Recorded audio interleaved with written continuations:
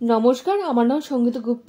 বলিউড ইন্ডাস্ট্রিতে দুই ট্যালেন্টেড অ্যাক্টররা আছে যারা বিনা সান এবং ট্যালেন্টে তেমন নিজের পাইমারি শক্ত করেছে এবং বলিউডে নিজের জায়গা তৈরি করে নিয়েছে, যাদের কাছে একটা শেখার মতন। কিন্তু তাদের সিনেমা দেখতে এখন ভয় লাগছে, কারণ এমন সব সিন আছে বড়দের সামনে দেখতে পাবো বলে মনে হচ্ছে না, তাই একটু ভয় করছে। এই সিনেমার নাম ব্যাড নিউজ হলো অ্যাডভান্স বুকিং এ কিন্তু ভালো রিপোর্ট করেছে। 50,000 টিকিট অ্যাডভান্স বুকিং হয়ে গেছে। এখন বক্স অফিস কালেকশনও বেশ ভালো হচ্ছে। যারা তবা লাগাতে থিয়েটারে এসেছে তারা যাওয়ার সময় বাবা করে এক্সপিরিয়েন্স নিয়ে যাবে। কিছু সাল ধরে ইন্ডাস্ট্রিতে ভুল বোঝাবুঝি চলছে। এখন সবাই বাজার যদি বড় হয় তাহলে সিনেমা দেখতে যায়। ইনস্টাগ্রাম খুলে দেখতে পাচ্ছেন ভিকি কৌশলের হুকআপ স্টেপ সবাই ফলো করার চেষ্টা করছেন। ভিকি কৌশল swag broke the internet with hookup step.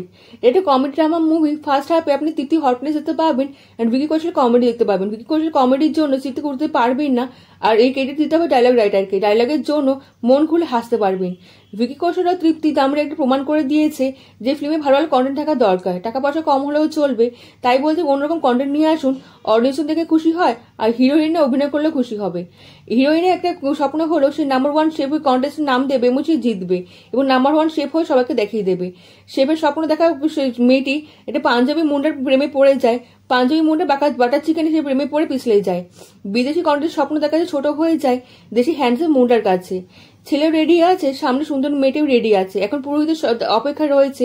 বন্ধ ঘরে ফ্যামিলি প্ল্যানিং হয়ে গেছে। এরপর একটা টুইস্ট আসে, এটা ফিউচারে চলে যেতে হবে। ভয়ঙ্কর টুইস্ট নিয়ে আসে সিনেমা। হিরো একজন, হিরোইনও একজন, কিন্তু তাদের বাচ্চার বাবাও তো একজনই হবে, কিন্তু বাবা দুজন কি করে হয়ে গেল? Miracle miracle miracle. প্রেম থেকে মিরাকেল যাওয়ার সফরের মাঝখানে সায়েন্সের ভাষায় স্পেশাল ফিনোমিনাল হয়ে গেল। ব্যাড নিউজের টপিক হলো মেডিকেল সায়েন্সের একটা কন্ডিশন দেখানো হয়েছে যার নাম হলো হেট্রোপ্যাটেলার সুপারফেডিকেশন। এই যখন এই দেখানো হয় যে বাচ্চার মা তো একজনই কিন্তু বাচ্চার বাবা আলাদা আলাদা। এখানে অনেকে বলছে সুষমতা সেনের মেয়ে রেনে এখানে অ্যাসিস্ট্যান্ট ডিরেক্টরে কাজ করছে, আর এই সিচুয়েশন লাখে না কোটিতে একজনের মধ্যে হয়, মানে মা তো একজনই কিন্তু বাবা আলাদা আলাদা। প্রমাণ করার জন্য ডাক্তার সামনে বসেই আছে, সেই মিথ্যা কথা বলবে নাকি? যখন কোনো কাণ্ড ঘটে আর নিজের সঙ্গে ঘটলে না ট্র্যাজেডি মনে হয়, আর অন্যর সঙ্গে ঘটলে না কমেডি সিচুয়েশন তৈরি হয়ে যায়। এই ফিল্মে আপনাকে হাসতে হাসতে বাধ্য করাবে, মাথাও একটু খারাপ করে দেবে। মাঝখানে কিছু কিছু কথা তো আমি বলিনি, এর জন্য আপনাকে সিনেমা দেখতেই হবে। সিনেমা আপনার ফিলিং দিয়ে ব্ল্যাক সলভ করে দেবে। এই ফিল্ম মেকাররা গরম গরম পোস্ট করছে গান এবং নানা রকম নিত্য নতুন ভিডিও পোস্ট করছে ইনস্টাগ্রামে এবং বিভিন্ন সাইডে, যার জন্য ফিল্মের হাইপ অনেক বেড়ে গেছে। এই ফিল্মের লক্ষ্যে পৌঁছে গেছে। এই সিনেমার গান আপনি গান ও ভিডিওটা দেখলে আপনি বুঝতে পারবেন যে এই সিনেমাতে কে আছে। একেই বলে মার্কেটিং এবং মার্কেটিং এর জন্য এই ফিল্মে 50,000 টিকিট বুক হয়ে গেছে। এটাই বাচ্চাদের খেলা নাকি? এইসব চক্করে না বড় ভুল করে ফেলেছে মেকাররা। ফিল্মে গান দেখে লোকে ভাবছে এটা ফ্যামিলি মুভি হবে নাকি, ফ্যামিলির সঙ্গে দেখতে পাবো। যারা সিনেমা গান দেখে অন্যরকম সিন দেখার জন্য সিনেমা টিকিট বুক করছে তাদের বলে টাকা পয়সা আপনি নষ্ট করছে। সোশ্যাল মিডিয়া যেরকম দেখিয়েছে না, সিনেমা হলে আপনি কিছু দেখতে পারবেন না, 0.1% দেখতে পারবেন না। এই ফিল্মের ভিতরে সায়েন্সের বিষয় দেখানো হয়েছে।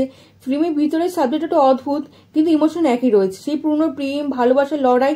ফিল্মের ভিতরে কোনো কান্নাকাটি নেই, আর ফিল্মের ভিতরে লম্বাচড়া ভাষণও নেই, ড্রামাবাজি নেই ঠিকই, কিন্তু ঠিক ভুলে অন্তর আপনাকে বলবে। এই সিনেমা এবং এন্টারটেইনের সঙ্গে সঙ্গে মিচ মশলা দেখাবে।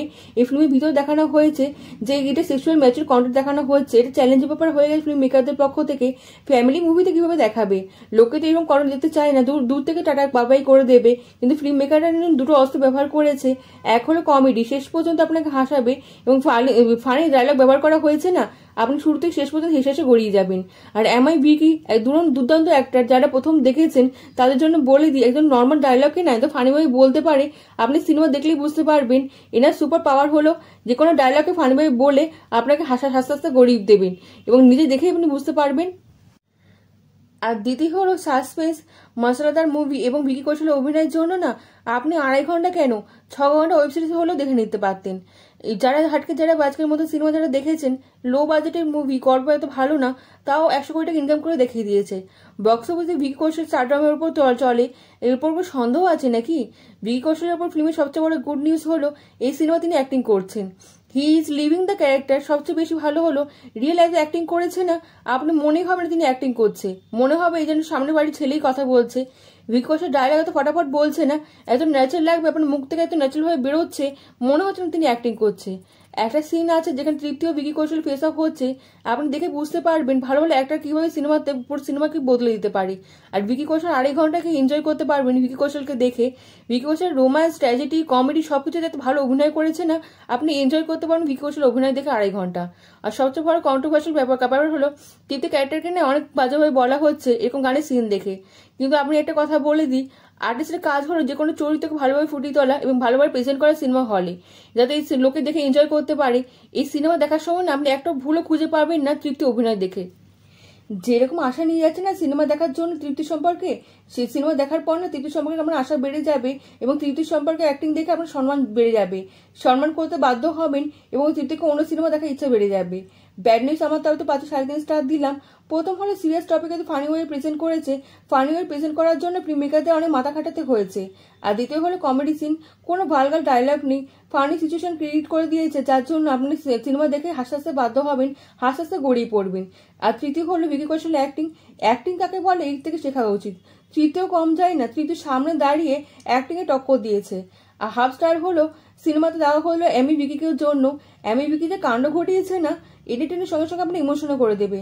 অ্যান্ড এন্টারটেনকে কিভাবে ইমোশনে বদলাতে হয় এটাকে সিনেমা দেখার পাওয়ার এই সিনেমা এই ভালো ব্যবহার করেছে। আর নেগেটিভের মতো অভিযোগ হলো সেকেন্ড হাফ রবারের মতন টেনেছে। ফার্স্ট হাফ যেমন খরগোশের মতো এগিয়ে গেছে আর কচ্ছপের মতো এগিয়েছে হচ্ছে সেকেন্ড হাফ। এখানে সব ফালতু সব ক্যারেক্টারগুলো ঢুকিয়ে দিয়েছে, এদের ক্যারেক্টারগুলো না থাকলেও চলতো।